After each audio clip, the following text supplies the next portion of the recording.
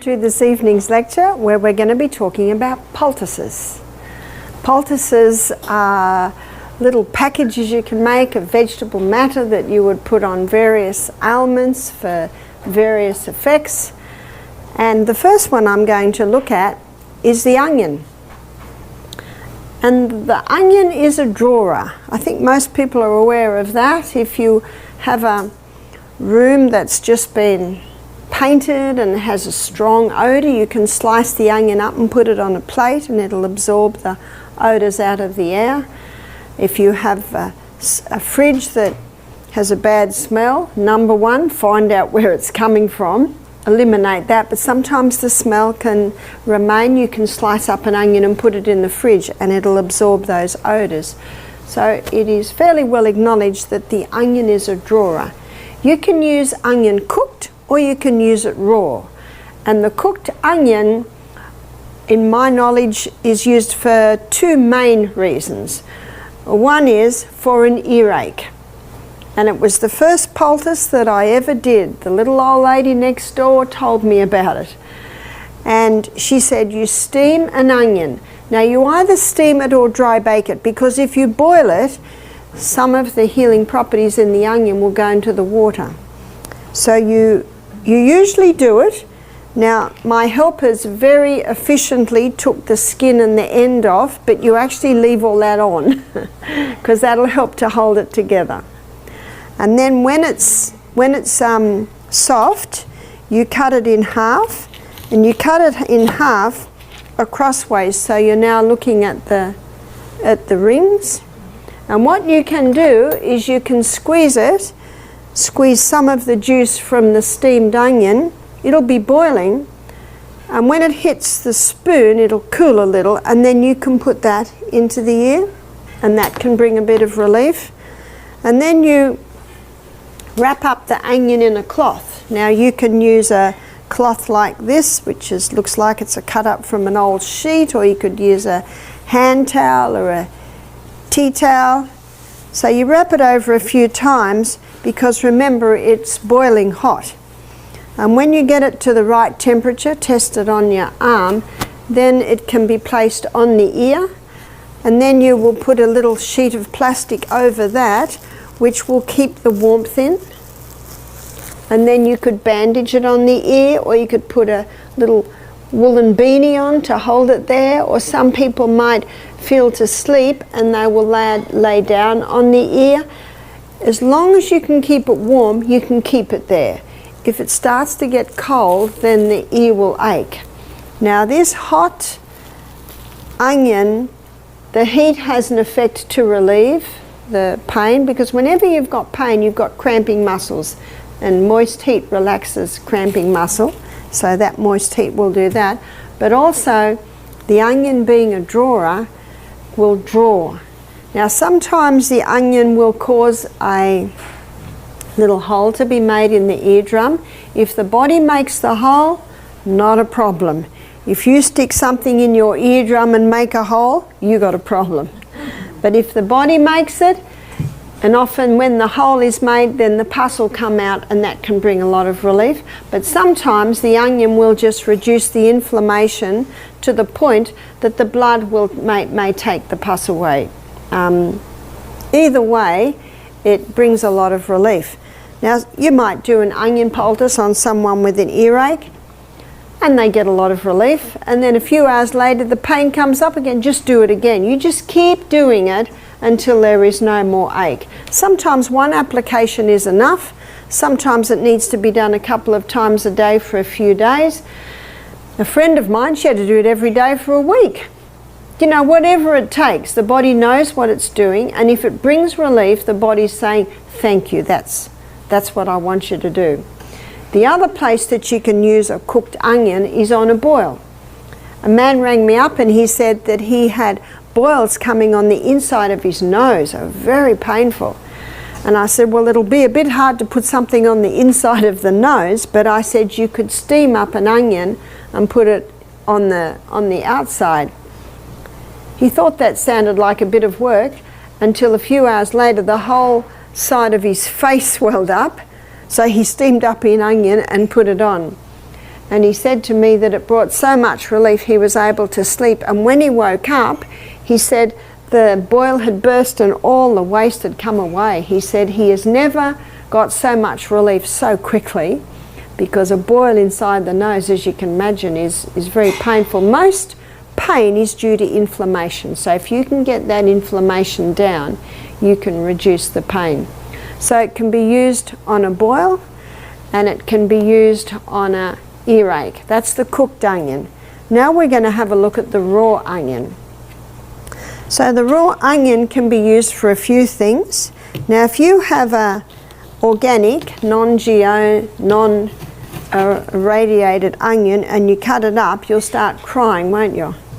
That onion juice has an effect to stimulate the respiratory organs to clear and to thin the mucus. So the cooked onion, as I said, is for ear and for a boil, but the raw onion is used often mostly for respiratory. Now you might be surprised at where I'm going to put this, or where I'm going to suggest putting this onion that I'm chopping up, and that is on the bottom of the feet for a head cold or a chest cold. You see, the biggest pores in the whole of your body are on the soles of your feet.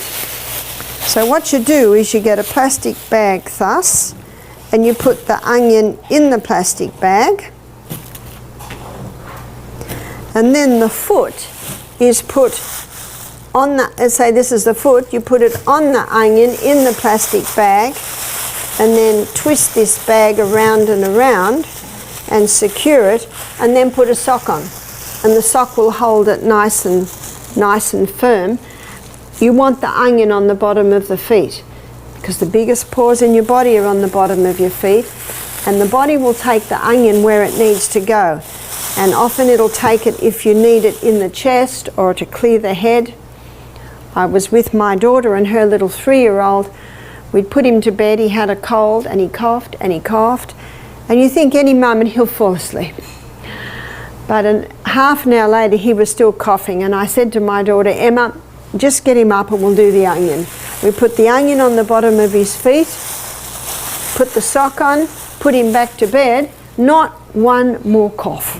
It's almost unbelievable what it does. And a friend of mine, she was camping in the bush, near the beach, and the lady in the tent next door coughed all night. She said it kept waking them. So the next day in the afternoon, she befriended the lady, and she said, I noticed you have a cough. And the lady said, oh, I'm so sorry if I've kept you awake. And my friend said, I've got a little tip that may help you. Now when you're camping, you've nearly always got an onion, and you've just about always got plastic bags. And so she did it to the lady, who was willing to do anything. No coughing all night long. It's such a simple treatment, and yet quite effective. The bottom of the feet do not get tender, it doesn't irritate. Obviously, once you take it off in the morning, you would throw it away. But that's a very simple treatment that can be done for someone with respiratory or a cough. And now we're going to have a look at how you can make an onion cough syrup. So you need a jar, and you'll put a layer of onion in the bottom of the jar. The layer of onion may be about 1/2 inch. And then you put a spoonful of honey on that.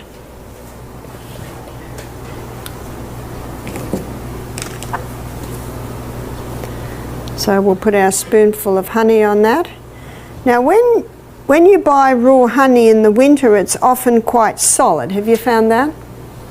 And you can do this with the solid honey. And whether it's a runny honey like this, or whether it's a solid honey, they will both work. I'm making this at the beginning of our lecture because by the end of the lecture you'll see a syrup will begin to form. So now we're putting in another layer of onion. The first time I read about this recipe, it said to use sugar, but I didn't give my children sugar, so I really didn't want to make it with sugar. So I thought, I'll try it with honey, and it works very well with honey.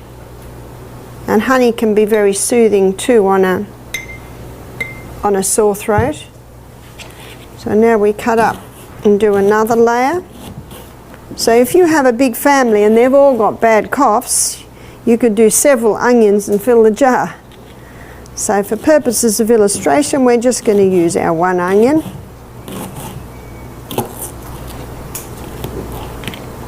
So we put another layer in. And another layer of honey.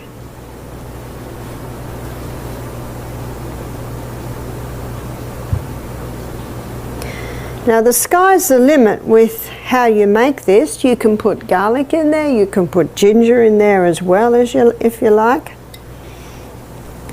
Now our last layer goes in, and you end with a layer of honey. And drizzle it over.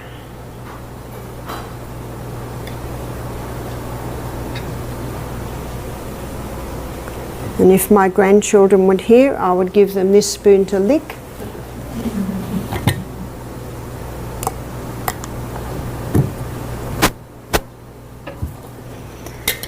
So as you can see at the moment, we've just got sticky onion and, sticky honey and onion. By the end of the lecture, in fact in about half an hour, you'll find a runny syrup.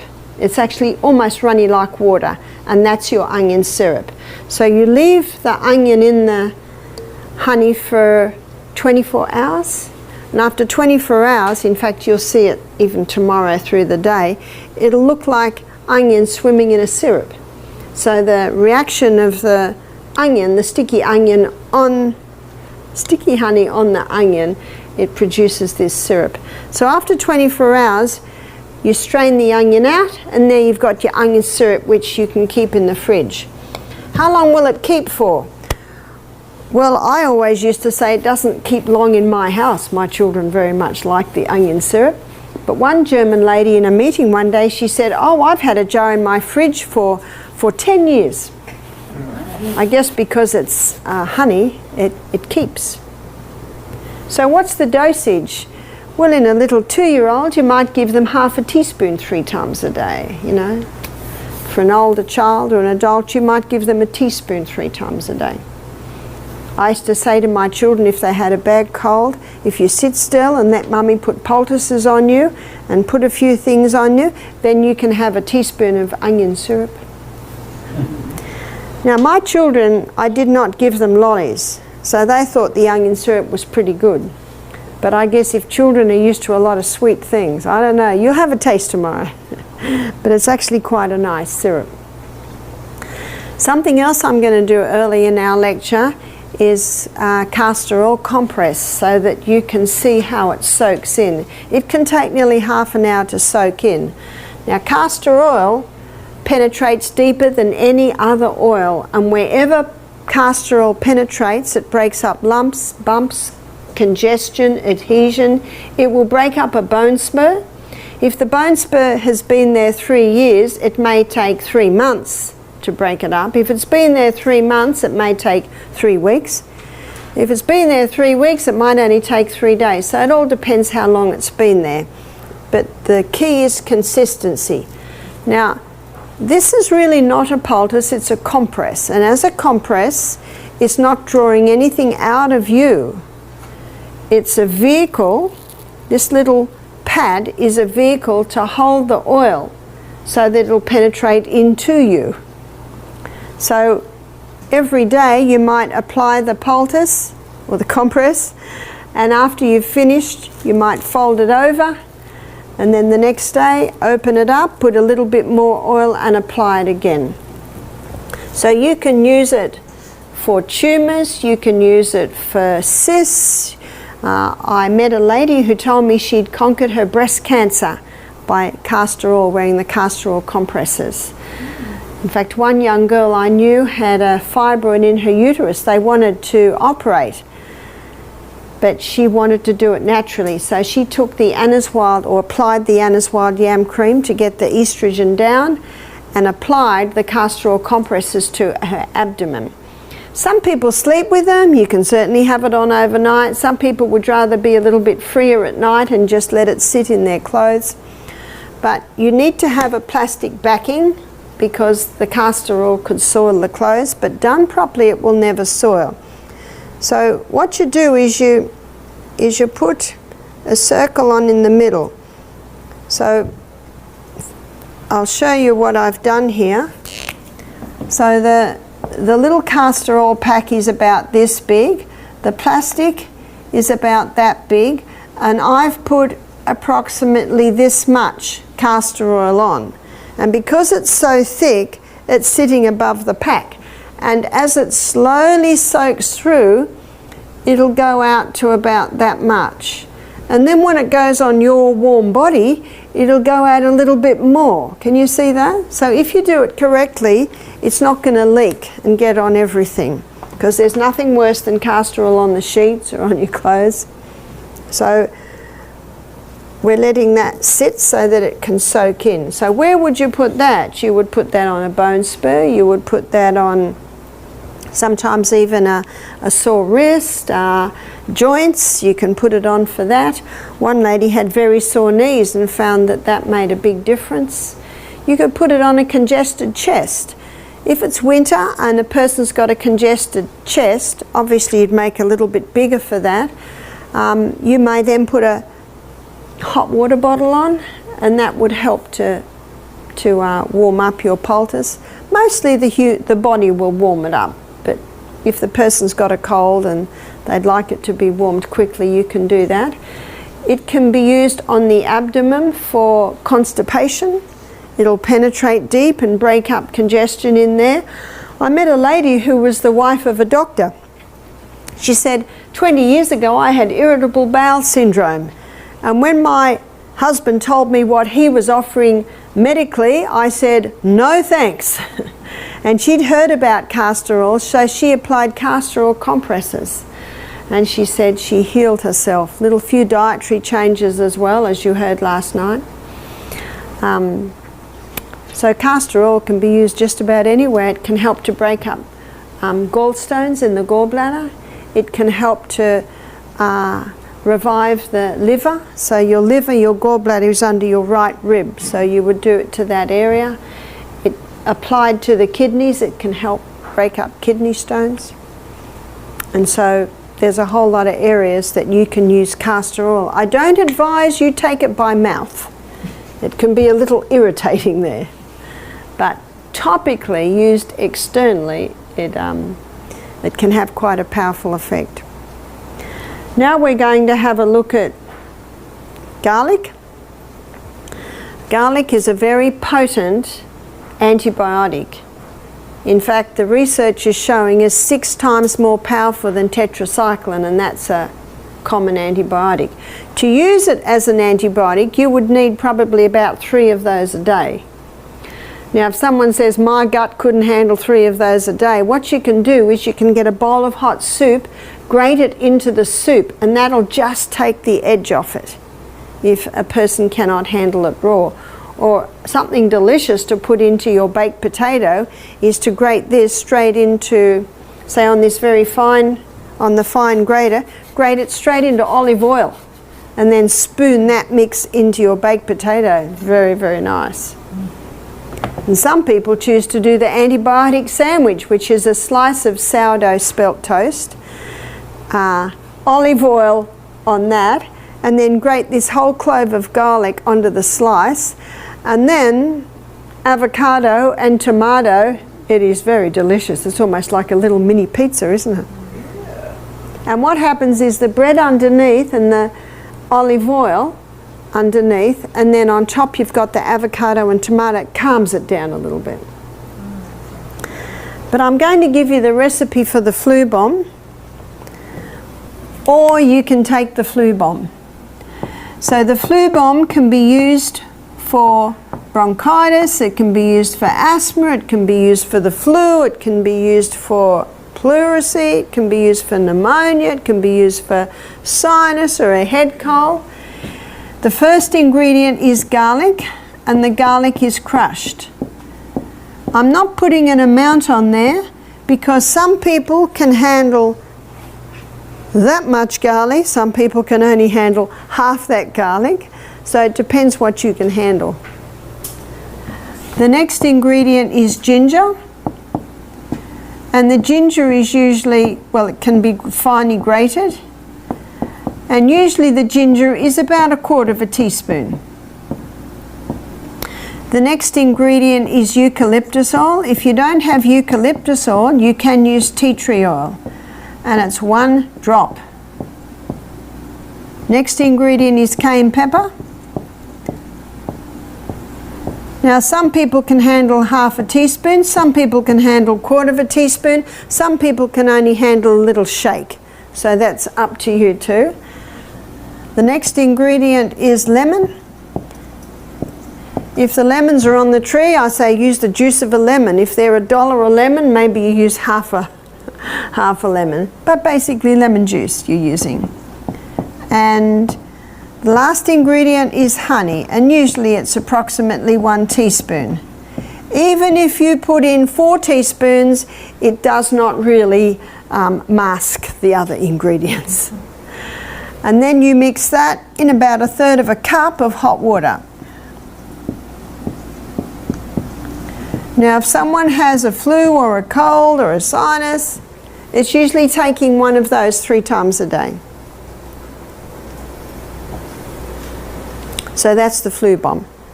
Usually by the 3rd day, you don't need it anymore. That's quick, isn't it? It's quite potent, but it works. What about a baby? You can't give that to a baby. And as you saw in my lecture last night, you also can't give a baby food. So what can you do? You can finely slice garlic and you can wrap it on the bottom of the baby's foot. Now this is a very large piece of garlic. So maybe with a piece of garlic that big, you only need 1. And what I would do to my babies, I'd get a little piece of cloth like this, and I would put the garlic on the cloth and then wrap the cloth over it and then bind that to the bottom of their feet and then put their little sock or little shoe or bootie on that. If you put a layer of cloth between the baby's skin and the garlic, it will not blister. But if you don't, you will form a big blister on the bottom of the baby's foot, and the problem then is you can't put any more garlic on till the blister heals. One lady heard about garlic on the bottom of the foot and she grated it up, put it on the baby's foot. Oh, she said, yes, I have a great big blister on the baby's foot now. But if you slice it like that, little by little, the garlic eases in through the pores on the bottom of the feet.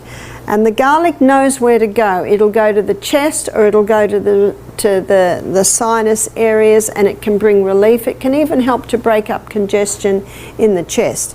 So my son James, when he was a little boy, he used to get a lot of chest colds, and I would put this on the bottom of his feet. He was about 2 and 3.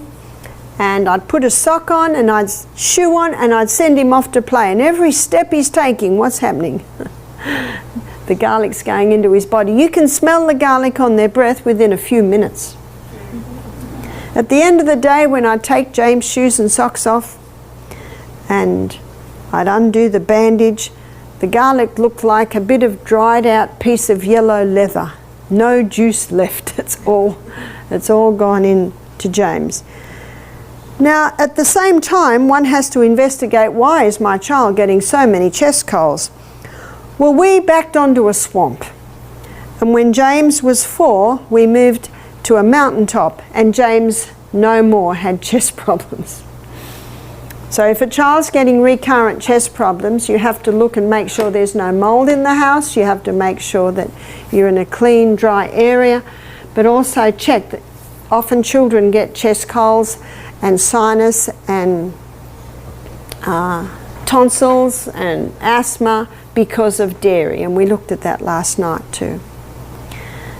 My next demo is going to be of the humble potato. Now the potato is a drawer, but the potato is very gentle. There are areas in the body you would not put onion, and you would not put ginger, and you would not put garlic, but the gentle potato. So where are those areas? In the tender parts of the body. So your eyes. It's very calming and cooling for inflamed eyes, conjunctivitis, sprained ankle. In fact, that's what we put on Zaza when she sprained her ankle yesterday, was the greater potato. The greater potato is very cooling, so if you've got an inflamed red area, the potato, because it's high in phosphorus and potassium, the skin absorbs that, and because it's very alkaline, it neutralizes the acid condition, cools it, and it can draw out and reduce the inflammation. Now the way I make my poultices is mess-free. That's what I like, mess-free. So I wrap up Glad Wrap a few times, and what I'm aiming for with my poultice is that I've got a little bit more plastic around the edge of my poultice. So I put that down, and then I put the cloth that I'm going to make the poultice on down, and then I grate it. But this has a... So you can grate it straight onto the cloth. Now, I'm not sure what you call these in America. We call them Chuck's cloths. I guess that's the brand name. But I guess you call them a cleaning cloth, yeah? And they're disposable, and they've got little holes in them. If someone had breast cancer, I wouldn't use this, but if someone had a swollen ankle or a sprained ankle, it would be fine to use for that. Be very careful you don't use too much potato, because if you use too much potato, the poultice can get very wet, and if the poultice leaks, is no fun.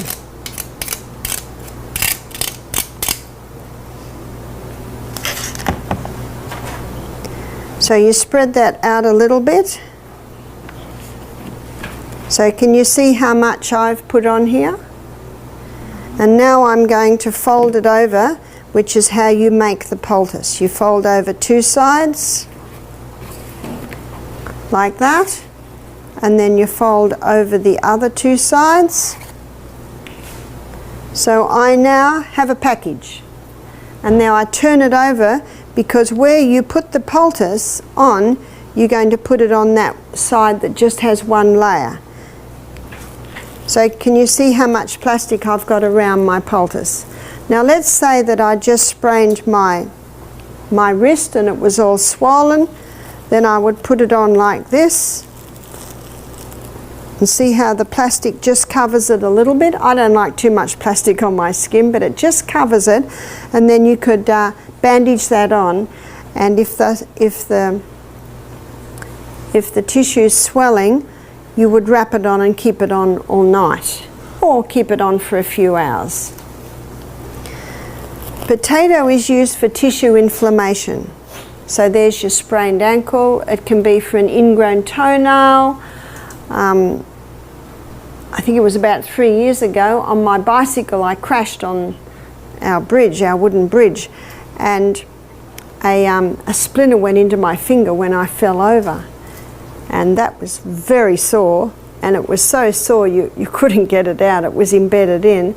And so I made a grated potato poultice, a little bit smaller than that, and I put it on and bound it up and slept with it like that all night.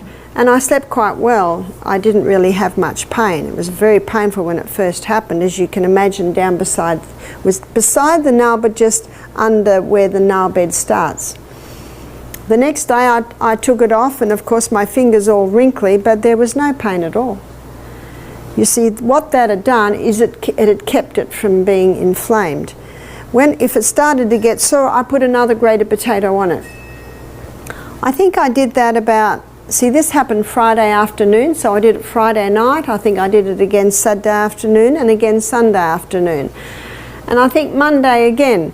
And then Wednesday morning, so what's that? Saturday, Sunday, Monday, Tuesday, Wednesday morning. So on the 5th day, I looked at it and I saw the black, and I just pushed it, and this black splinter came out, and it was quite big and it was quite fat. Now what would have happened if I hadn't done the potato? It would have swelled right up, yeah? And would have got very red and very sore. And I go to the doctor and he says, you've got an infection. Do you know, all it is the white blood cells trying to get rid of it. And what's happening then? Painkillers, antibiotics. And yet all you need to do is keep the swelling down, and the potato will keep it soft and open, and it'll just come out by itself. How long do you need it to do it for? As long as it takes. Maybe if I'd done a grated potato every single day and every single night, it might have come out a little bit earlier. But I must tell you the story of what happened to my son. My younger son, William, when he was about 10, he was running round the side of a swimming pool, and the people had landscaped it to make it look like an oasis. So there were old sleepers, you know, from old train tracks and ferns, and he bumped his foot as he was running up on a sleeper that was breaking down. And he came running to me crying, and I had a look, and just under his toe on the ball of foot there was a hole. And I had tweezers and I put it in as much as I dared, but I thought something must have gone in and come out. So that night I put a grated potato poultice on his foot. And in the morning it looked okay, but he was limping. So every night I did a grated potato poultice on his foot. And he was still limping. And I didn't quite understand why he still was. And that's when I started to think maybe something is in there. Now, to speed up the process, I did hot and colds. So this is a hydrotherapy. And tomorrow night, Vanessa is going to give you a hydrotherapy demo. So you'll be exploring this more tomorrow night. What I did was I did the hot for 3 minutes, and she will be explaining in more detail why this works. And I did cold for 30 seconds. And I did this 3 times, so that's only, what, 10 minutes? Doesn't take long. And it brings a lot of relief because it causes a massive amount of blood to come to the area, and that pushes the old blood out. So I did that morning and I did that night, and I put a grated potato poultice on it overnight. It looked quite clean, and all day he'd be running around playing, limping. And after 2.5 weeks, he's still limping. And I'm not sure what to do. I'm just doing what I know, and we're managing it. And a friend visited, and I said to him, I don't know what's the matter with William's foot. Now he did what I hadn't dared do. He pushed the bottom of William's foot. William screamed. My friend said, there's a hunk of wood in that foot. William looked at me worried because William, my youngest, was a little delicate. Now my second son, down next to William, the next one up, I could do anything to Peter. But William was a little more delicate. I had to be careful what I did. So you got to change things depending on who you're working with. I said, it's all right, William, we'll do grated potato surgery. So what I did was I did a grated potato overnight. I did the hot and colds in the morning. Then I put another grated potato on. And then in the middle of the day, I put another grated potato on. So I'm doing non-stop grated potato. I thought, we're going to speed this up. After 2.5 days of that, William's foot looked like a wrinkled old prune, but we had to get this out. After 2.5 days, when I took the poultice off in the morning, there was a black circle in the hole. I looked at it, and I got a needle with William's permission, and I just slipped the skin back a little bit. The skin was so soft from all the poultices, and I put the needle into the black thing on the side, and I started to pull it out. And I stopped, called the family. I mean, we'd been watching William limp for 2.5 weeks. I didn't want anyone to miss out on this. And then I said to William, you pull it out, and he just pulled it out. And it was 1 inch long, the thickness of 2 matchsticks. Now in the foot, it would have been, so here's the foot. Sorry, I'm not a great drawer, but you get the gist. It was about there in the foot. And it was, you know, the hole, when I saw the black in the hole, it was about that big. Now, I don't think it was like that, or would have felt it. I don't think it was like that, but I think the splinter was sort of up on an angle like that. Grated potato and hot and coals. What did I do to the hole then? Because there's a mighty hole. Nothing. Absolutely nothing. Because now that the offending article had been removed, the body would quickly heal. I did encourage him not to go barefoot in a lot of dirt and manure. But it quickly healed. In fact, he still has the scar there today. The round circle that's about as big as a lentil. He still has that scar, and he's just turned 30. What would have happened if I hadn't done the hot and coals or the potato? I'd say his foot would have swelled up. Yep. Sleeper, imagine how, you know, these are old sleepers with lots of grime in them. I'd say a red line would have gone up his leg. Rushed to hospital. The doctor might have put him on, well, he would have put him on high dose antibiotics, maybe painkillers. How old is he? He's only 8. Would he have gone and cut in? And you know what happens? If they cut there and miss it, what can they do? They're not going to slice the foot like this to try and find it. And yet, just grated potato. William's son, little Sonny, when he was 3, he stood on a rusty nail. Now, little boys always want to hang around the men, don't they? And the men are on the job site, and he's just got a pair of those rubber Crocs on, and there's building material around, and he stood on a rusty nail, and it went through the croc and into his foot. Must have gone in probably about 1/2 inch. He was crying, and Marcus said to his mum, "Take him to Grandma." So they brought him to my house, and he was very dirty because he's a little boy and he's been playing in the dirt all day. So what's the first thing you do? Put him in the bath. Give him a wash, and the warm water will calm him down. And then I made a grated potato bandage for the bottom of his foot. It was probably about that big. Put his little foot on there, bandaged it on, put his sock on, and then put the little croc on, because you know those rubber Crocs, you can have a fairly fat bandage on and it'll slip in. And he was happy as happy then. No more pain. The potato had done that. That was about early afternoon. That night they put a fresh grated potato poultice on, and the next day it looked clean, it was not sore, so they didn't do anything. That night they did a grated potato. 3 nights they did a grated potato. After the 3rd night, William came to me with the poultice after they took it off. He said, "Mum, look at this." And on the top of the poultice there were little shavings of metal that were like a fluorescent blue colour.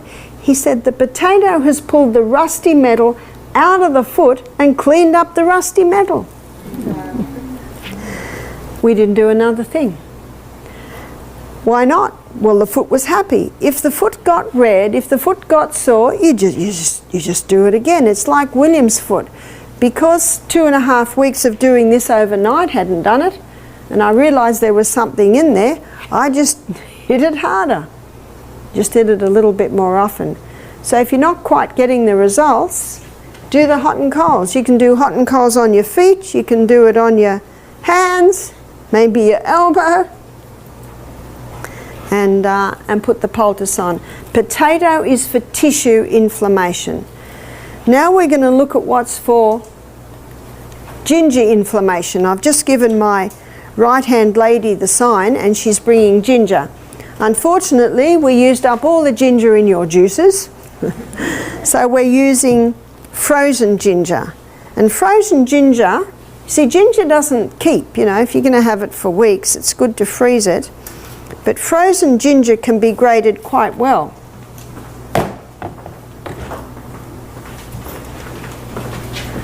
Thank you. So we're going to grate the ginger, and ginger is used for joint inflammation. So you use your potato for tissue inflammation, and joint inflammation you use your ginger.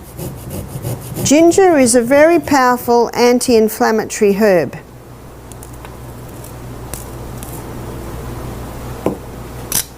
And what you want to use is the juice. So there's quite a bit of juice coming out of this frozen ginger. So where you would use this, maybe this is a poultice for a toe that's got gout. Maybe this is for an arthritic finger. So you make the poultice in the same way that I made the potato one. And can you see we've got about a ½ an inch of plastic all the way around it. And let's say a lady has a painful joint here, an arthritic joint. Then you would put it on there and then you bandage it on. Now my suggestion is, if you've got any painful joints and you're going to use ginger, apply it about 6 o'clock in the evening. Because if that joint is inflamed, the skin can get very, very hot. Some people have said, Barbara, my skin's burning. I said, the good news is your skin won't burn. But if you can handle it, sleep with it. And some people say, I can't handle the heat. I said, well, just take it off. Even just being on for half an hour will take some of the inflammation out of the joint. It appears that the ginger pulls the inflammation out of the joint to the skin. Because if there's no inflammation in that joint, it won't get hot. Now, it will not hurt it, but it'll only get hot if there's inflammation in there. So very nice on lower back. If someone's got a sore lower back, they'll often put a hot water bottle on it and it'll bring a little bit of relief. Now if they've got a sore back, there's usually inflammation there. And if they put a hot water bottle on it, it's not good for the inflammation. It can increase the inflammation. So why does it bring relief?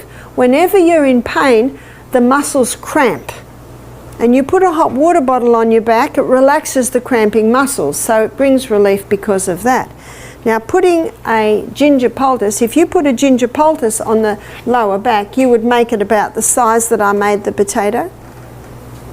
So if you put a ginger poultice on your lower back, and what I say is put it on your lower back, and you can tape it on, and often your pants will hold it there. And you lie on your back with your knees in the air, you know, your knee up and your foot down, so that the lower back goes flat. And it presses that against the lower back. Within half an hour you start to feel the heat. And the heat from the inflamed joint coming out to the skin, that heat relaxes the muscle, and yet it's reducing the inflammation. So it brings a lot of relief. One lady with a sore lower back at our retreat was putting the ginger poultice on. She was so excited about the relief it was bringing. She wanted it in the morning, she wanted it in the afternoon, she wanted it in the evening, and after 2 days her skin started to get a little sore. So what I say is just save it for the evening. Don't do it non-stop. You'll never get sore skin from the gentle grated potato. Your skin might look like a dried, you know, prune, as with William. But because the ginger is pulling that inflammation out to the skin, if you continually do it, the skin can get a little irritated. But if you just keep it for when you need it, maybe of an evening. One lady said it got so hot, but it was an arthritic joint and it felt so good. She said, no, I want to keep it. I want to keep it on all night. Now with vegetable matter, when you make a poultice out of vegetable matter, once it's used, it needs to be discarded. Whereas your castor oil compressor I've got there, because it's an oil, it can be used again and again and again. We had a man do our program who was a barrister. He was 38, and he said to me, I've come to the retreat to stop drinking alcohol for a week. He said, don't tell me to stop drinking alcohol, because I'm not going to stop. I'm just here to have a week's rest. I just said, oh, you can't say right, because it's not right, and you can't say this is terrible, I have no right to say that. So this is where you go, oh. Midweek, right now, Wednesday night, we're doing the poultice lecture, and I did the demo on the grated ginger. He said, I have a little toe that sits up like that. He said, it's my middle little toe. He said, it's been paining me for 18 months. The doctor says it's gout. He said, I don't know what to do about it. He said, I am a barrister. I go to court with my wig and my robes on, and I have to wear slippers. I can't even wear shoes. I said, well, let's put a poultice on it. So this was about the right size for a little toe. We put it on, maybe a little smaller. We taped it on, and whenever I apply a poultice, I always ask the guest if I can pray, and I ask for God's blessing on that poultice. And he went to bed. The next morning, now this man was very quiet, very reserved, and kept to himself. The next morning he's coming down the hill because he was in one of the cabin rooms, and he's yelling out. It was very unusual for this man to do that. And we looked down and he came running up. He said, it's gone. He said, my toe is flat and there is no pain. One ginger poultice. Now the next day, and for you it is tomorrow, you'll be hearing the acid alkaline lecture. And when he heard the acid alkaline lecture, he then realized it was the big steak and the red wine that he was having every night that was contributing to his gout. The next day, when I had the final consultation with him, he sat in front of me and he said, I'm going to stop drinking. All because of one little ginger poultice. He was so happy. By the time we consulted, he'd had 48 hours of no pain. And he was very much liking that. One man who had gout in one toe, he put this on. He said the next day it appeared in the next toe. So he put it on that toe. The next day it appeared in the next toe. It seemed to jump toes. I said, did it jump feet? He said, no. So remember, the potato is for tissue inflammation, and remember it can be used on eyes. It can be used wherever there's inflammation in tender parts of the body. A friend of mine rang up, and her little boy, I hear him crying in the background. He was a crawling baby, and his little penis was swollen twice the size. What are you going to do? And if you take him to hospital, what are they going to do? I said, make a grated potato poultice. It's very quick. Put that over his whole scrotum. Put his diaper on, as you say. She said within 5 minutes he stopped crying and fell asleep. Poor little guy was exhausted. He slept for 2 hours. What does that tell you? He's not in pain. When he woke up, she took his little nappy diaper off and everything was back to normal. Sometimes you don't know what has caused the problem. The good thing about this is even though you are treating symptoms, you are also contributing to the healing. My girlfriend was a hippie and her little boy used to crawl around with no diaper or nappy on, maybe something bitty, maybe a little bit of dust got in the area. Sometimes you don't know. But the potato took all the swelling down, which means no more pain, and she had no more trouble with the area. If she did, what do? You just do that again. Can you see how you're listening and you're watching to what the body says? One lady rang me up and she said, my daughter just stood on a rusty nail. She's 10, it went almost through the top of her foot. We've seen your poultice DVD because this lecture is up on YouTube. She said, we put grated potato on.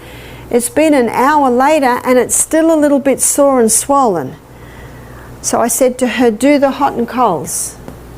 Take the poultice off, do hot and colds, and then put another fresh potato on. And ring me in 2 hours.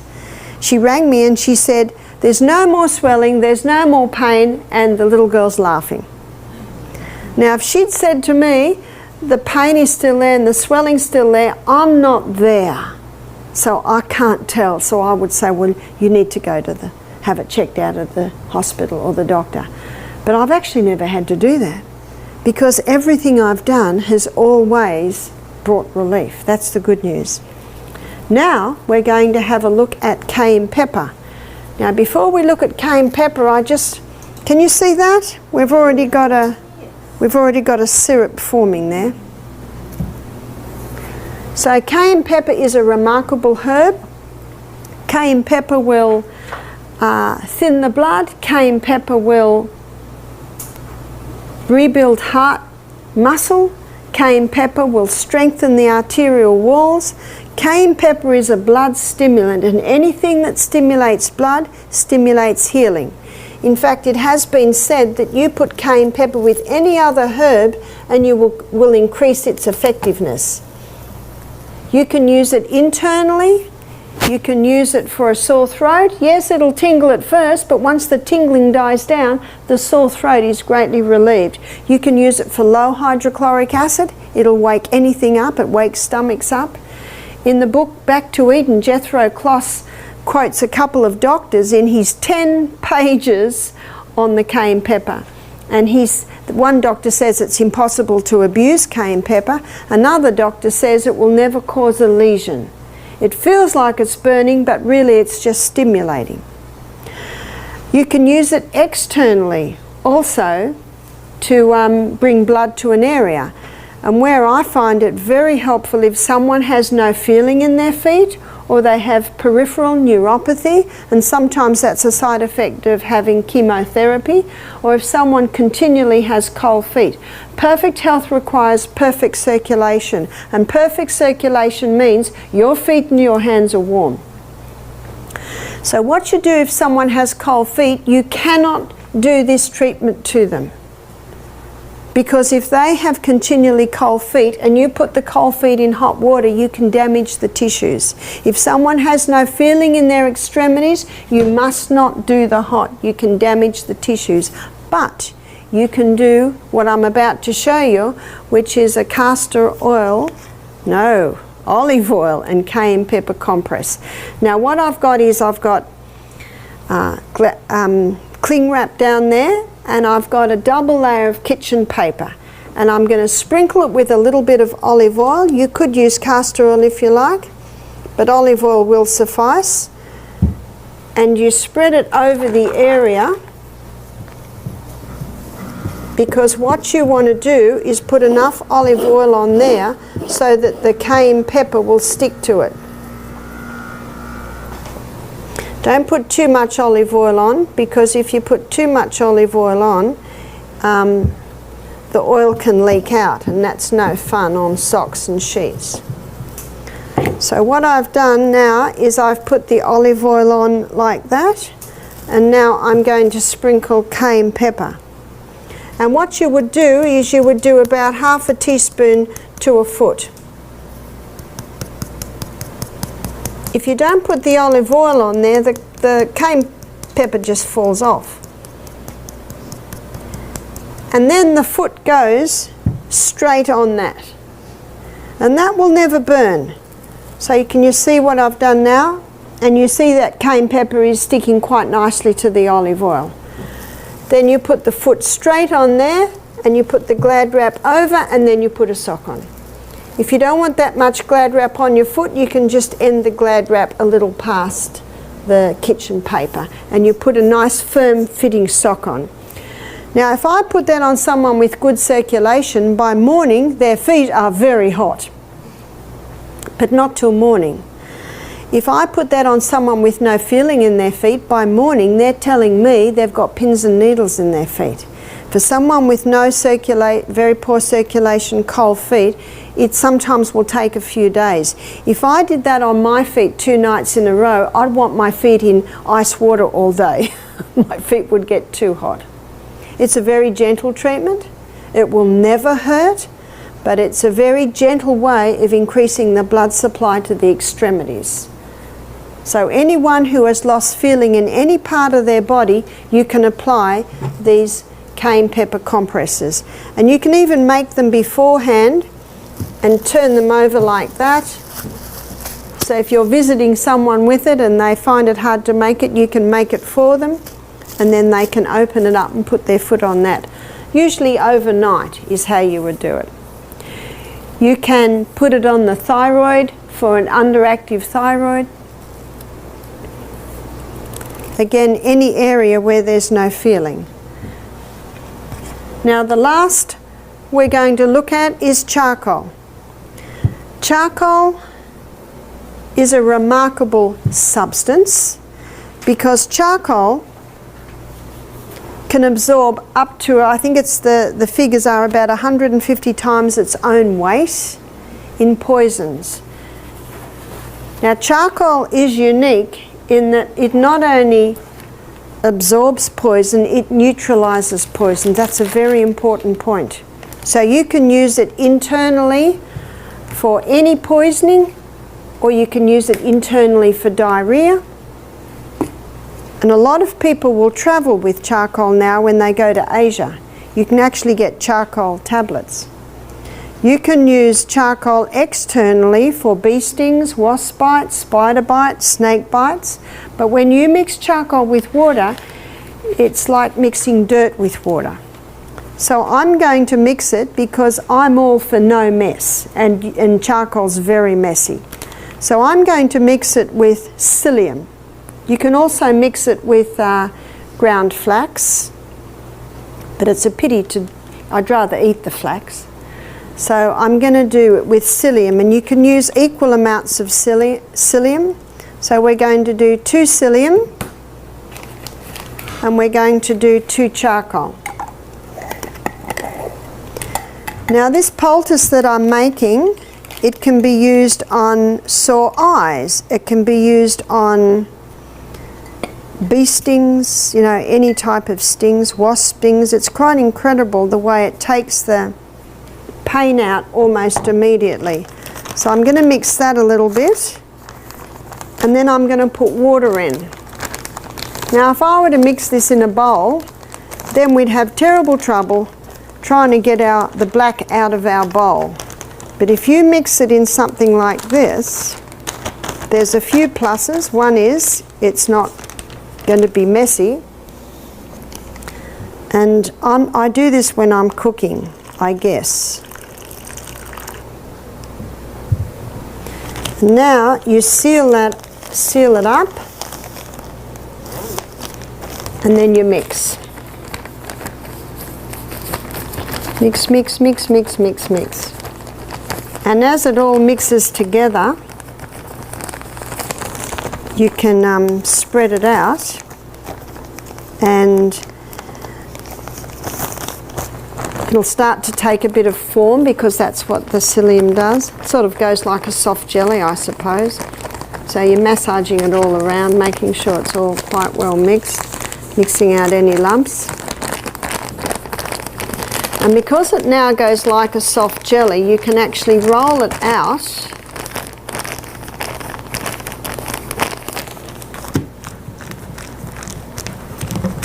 like this into the bag. So can you see that how it's rolled out? And now that is set now. And I'm just getting a bit more air out of it.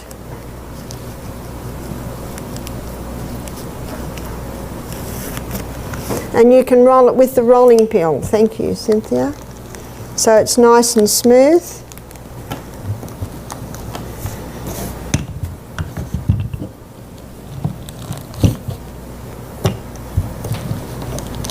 And that's taken up the whole of that plastic bag.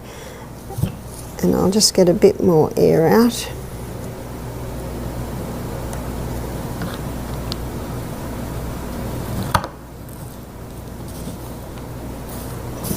See now, you see what I've got now? Now you can put that in the fridge. Someone's got a bee sting. You run in here, you get scissors and you cut a square, cut the top, peel it off, take it up and slap it straight on the bee sting. So it's very, very handy. And when you put it on the bee sting, remember what you do, you cut out the size you want and then cut the top plastic off, so you're putting the charcoal straight onto the skin and it's got a plastic backing, and then you can just tape it on. So every house should have this in the fridge. Fridge or freezer? If it hasn't been used for a while, you might put it in the freezer. And if you put it in the freezer, it's even better, because if you've got a bee sting or a wasp bite, it starts to swell red very quickly, and the cold can help. Now, that is the easiest way to use charcoal. Less mess, very handy, straight in the fridge, and you can cut it to what you want it. Always put the lid straight back on your charcoal. Now you see the castor oil has soaked in quite nicely. When I first put it on, it was like a lump of oil. Now, do you remember what I said, that it'll spread out a little bit? Now, when you put that on the body, it'll spread out a little bit more. And remember, it's just a vehicle to hold the oil to go into you. So this isn't drawing anything out of you. And when you're not using, you can just fold it over, and the next night you'll open it and put a little bit more oil on. You'll find that as you use it, it gets a little dry because the body's taking it in. Some people say, can't you just rub the oil on? Well, it's very sticky and messy, and you're only putting a little bit on. Whereas if you use a pack, you see, the thicker the pack, the more castor oil it can hold, and the more castor oil can go into you. Let's have a look. Now you can see, it's probably an hour ago that I did this. So if you've got someone with a bad cough, in 1 hour you can have you've got enough syrup to give them a little bit. But ideally, see it's starting to swim in it?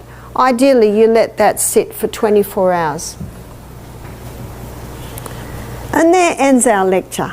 So I trust you've been inspired to get a little kit at home, get a little box and put your cloths in there, save up your little cloths, cut up old sheets and have your charcoal in there, your castor oil, your cayenne pepper. Actually, you've probably just about got it all in your kitchen anyway. Thank you for your attention.